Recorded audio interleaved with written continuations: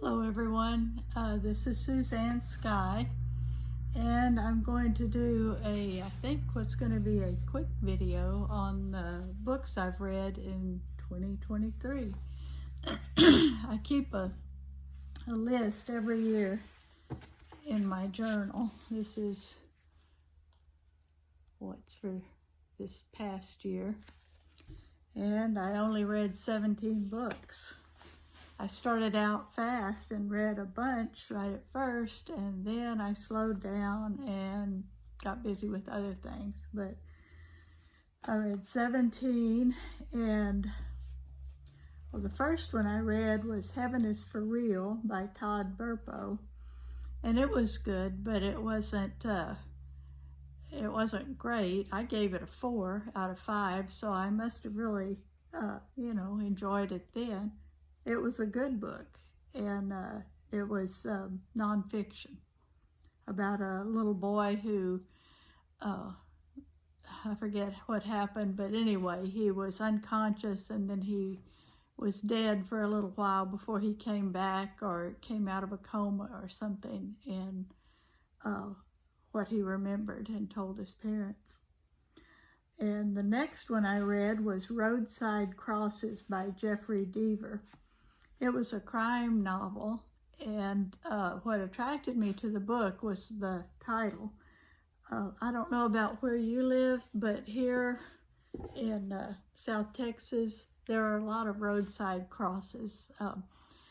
When somebody dies or is killed, like a car wreck or something, the family, this is especially a Hispanic thing, the family puts up a little memorial, a cross usually, and some flowers, and maybe they come back every year or, every month or whenever they feel like it, and refurbish it a little bit. And anyway, you see them everywhere you drive. And anyway, this was about roadside crosses, and it was also a murder mystery, so it was good. I gave it a 4 also. The next one I read was The Bookwoman's Daughter by Kim Michelle Richardson. And I absolutely read every book I can find about the what's it called? The Saddlebag Saddlebag Librarians. Back during the Depression era, the government had a thing where they were trying to help Appalachia, especially, become more literate and just help the citizens along. And they had books that would be carried by the librarians way deep into the hollows, where nobody usually went or came out of. They just, people that lived back that far just stayed back that far.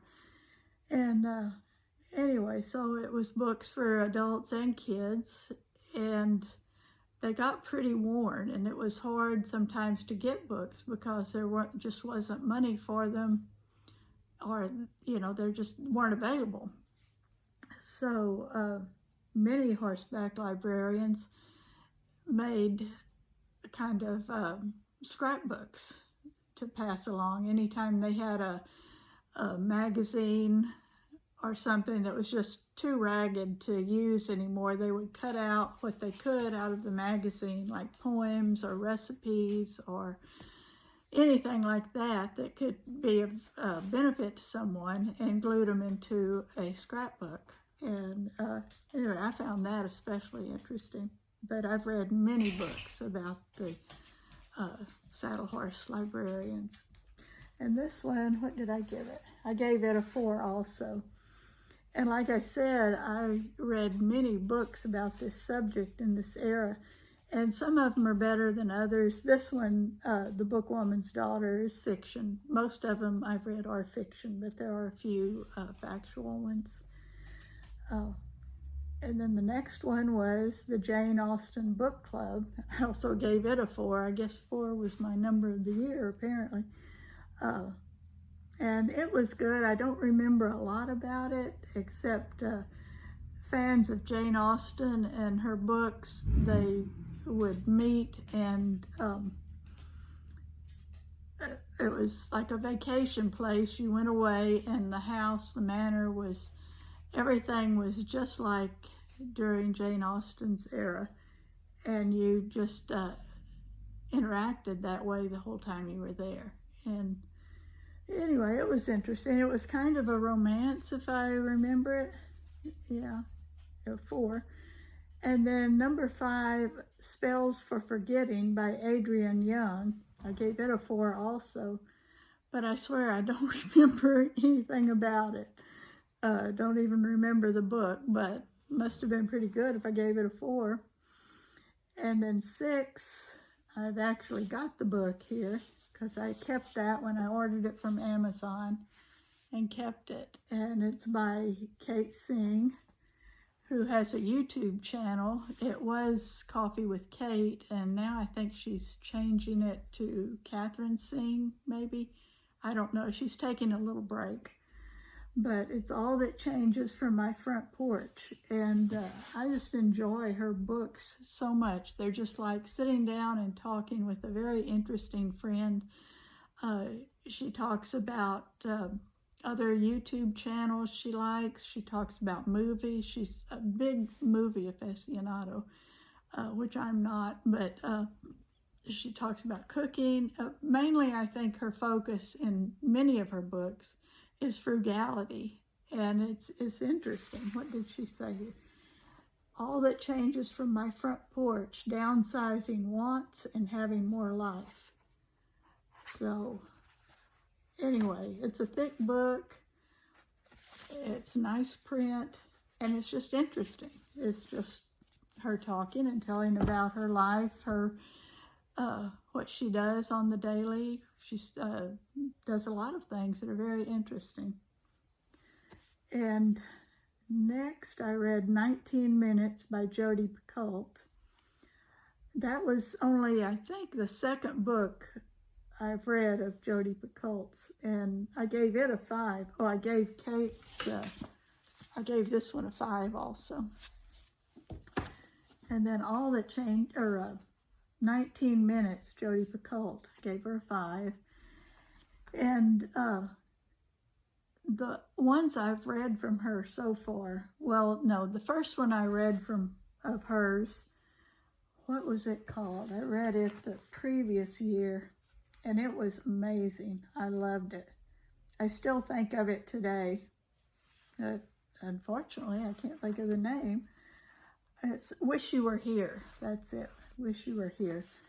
And it was just so good. It was interesting. It was the time when COVID was just starting, and her fiance was a doctor. And what was it? They were going to go on a vacation to where? Somewhere in Central America, I think, or maybe a little island in that area.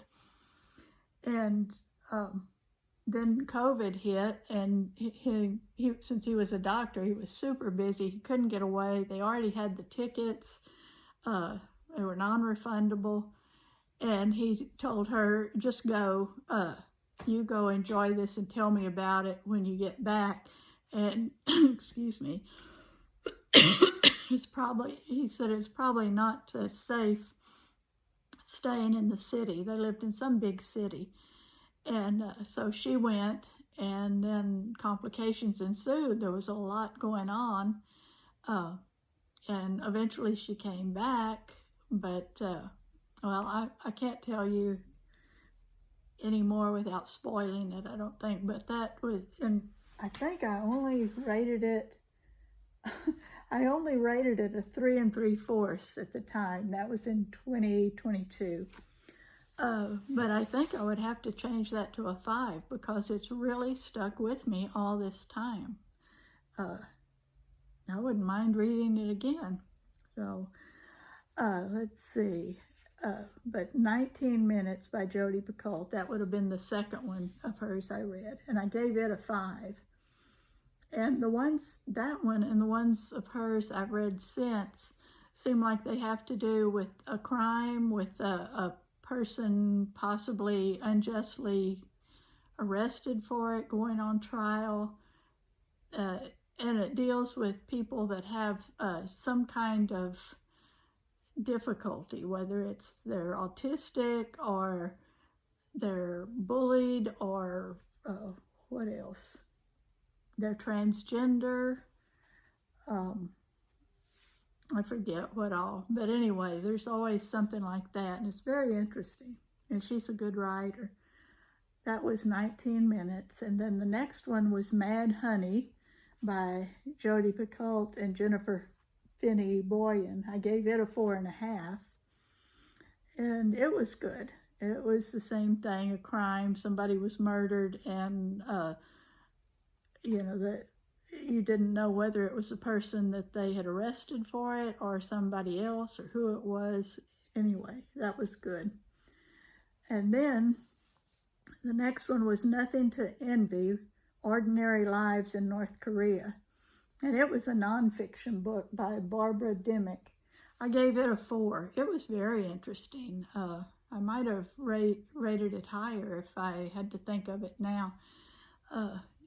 Anyway, it's just about their country, how it is in their country, and what the people do and say and think. It's how some have escaped and just different things like that. It's very interesting.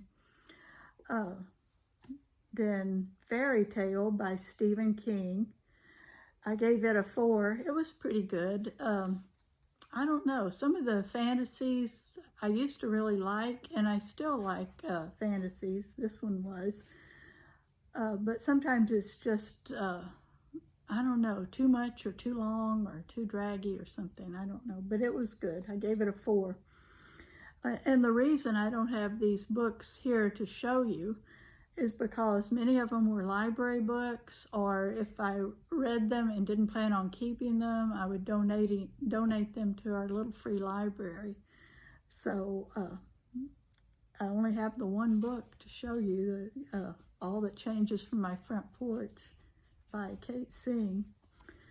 The next one I read was Homefront Girls by Suzanne Hayes and Loretta Nyan. I gave it a 4. It was pretty good. I like books set in the World War I and World War II era, and this was about the families, that were behind and how they got acquainted or not, and they had group get-togethers by, I guess, I don't know who did that, the USO or the Red Cross or something. Anyway, it was good. Nomadland by Jessica Bruder. I gave it a 4.5, and it's there's a movie, I think. Yeah, there is about it, but I didn't watch the movie. But it's about these people. It's nonfiction about these people who have given up their house, or they've sold it, or they've lost it. However, that happened, and they live in their car or their van, or maybe a bigger travel trailer thing, and how they make it in life, how they live, how they make money, how they survive. It's very interesting. Many of these people are very old too, and I had watched a lot of YouTube videos that they put out, just telling their story as they travel. They're very interesting. Temple Secrets by Susan Gabriel. I gave it a 4. And it's good. There's a series that goes with this, but I don't think I'll read the rest. It's good, but I don't know. It's just a little, I don't know what you would, Southern drama, sort of, kind of, anyway. The next one was What Falls from the Sky by Esther Emery. I gave it a 2.5. Her mother wrote a book I can't remember what it's called. I'm sorry, my memory's warped. But it's all about homesteading and frugality and just making it with a large family and on a farm. So anyway, Esther Emery, the daughter, she was all gung-ho business person. I'm recording. Business person. She rejected everything that her mother was doing and everything when she grew up. But it changes. She sees the wisdom of her mother a little bit before the book ends. But it just wasn't likable, I didn't think. Left to Tell by Immaculée Ilibagiza. I gave it a 4.5. It's about Immaculee's experiences in Africa during the Hutu, what's the other one? Anyway, the two tribes that were fighting for so long at war. It was very graphic and very rough, but it was true, so it's a good book. And the 16th book I read is The Only One Left by Riley Sager, 4.5. She's been talked about a lot on YouTube, or I don't know if it's a man or a woman author. And it was interesting, but I just felt jerked around through the whole thing. It would be going one way, then it would take a direct left turn, then it would take another right turn. And anyway, I did give it a 4.5 because it was good, but towards the last part of the book, I was just thought, oh, end it already. That's enough jerking around. And then the last one I read in 2023 is House Rules by Jodi Picoult. And I gave it a 4.5. Again, it's a crime and an arrest and, who really did it? Did the person arrested do it, or was it somebody else, and how's it all going to be solved? It was a good one. I do it like Jodi Picoult's books. So I guess that's it about books for this year, and I'm reading 2 books now that'll go in next year's list. And I'm filming here because I wanted to show my dolls for the last time this holiday season. Let's see, this one, I named her Caroline. She's a My Life As doll. And this one is, I think I called her by the wrong name in my other video about her, but it's Rebecca. Yeah, I think I called her Samantha, but it's Rebecca. And she is a American Girl. This one is an Ott doll that I got long ago from Target. And I really like her. I wish they still had these and at a good price. But anyway, her name is Ellie. And I think she's supposed to kind of be similar to the American Girl doll that was Addie. But this is Ellie. And this one is Kit from American Girl.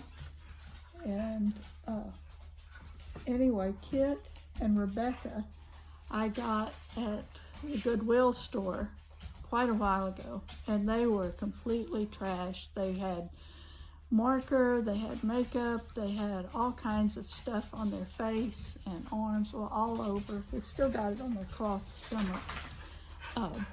And their hair was just in a horrid mess. But they sold them for 99 cents each. I think it was each. I don't think I paid 99 for both of them. And the person there in charge, the manager of Goodwill, said they almost just threw them out when they came in because they didn't think they could be fixed. She does have loose legs. They didn't think they could be fixed, and they didn't think anyone would buy them, but I was glad they put them out for sale, and I bought them right away. So anyway, and this one I got at Walmart. Caroline at Walmart. So anyway, I did not like dolls at all as a child, but I enjoy just dressing them and posing them and putting them in vignettes now. So that's it for now. So enjoy the rest of your evening, and thanks for watching. And please like, subscribe, and leave a comment, especially if you are interested in reading. What was your best book this year, do you think? I didn't pick out one before I sat down. Which one? It might have been 19 Minutes or Nothing to Envy. 19 Minutes by Jodi Picoult and Nothing to Envy by Barbara Dimick. Let's see. Yeah, I think those are my two favorites from my list for 2023. And tell me if you have dolls. Like these are 18-inch dolls. If you have 18-inch dolls too. I don't say I collect them because I don't, but if I find a good bargain, I enjoy them. I enjoy looking at them and displaying them in my house. So, especially for holidays. Oh. Anyway, thank you for watching. Bye-bye. Have a great evening.